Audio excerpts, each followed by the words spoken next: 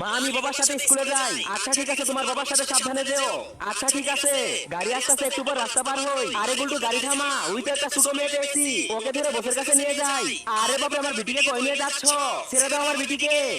আরে কিডন্যাপার তো আমার মেয়েকে কিডন্যাপ করে নিয়ে যাচ্ছে। আরে আমার বিটিকে ছেড়ে দাও, ও ছোট্ট মেয়ে অনেক কান্না করবে।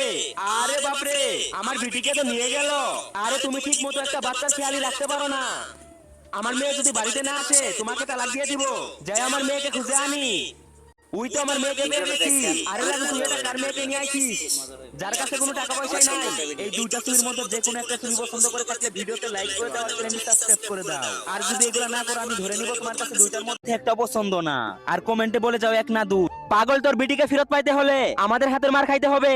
আচ্ছা ঠিক আছে আমি রাজি। এই মেয়ে তুই দাঁড়া। ইয়া, আরে বাপরে। আ বাবা, ভিডিওর আমাক মারুক, তুই কোনো চিন্তা করিস না, আমি তোকে বাড়িতে নিয়ে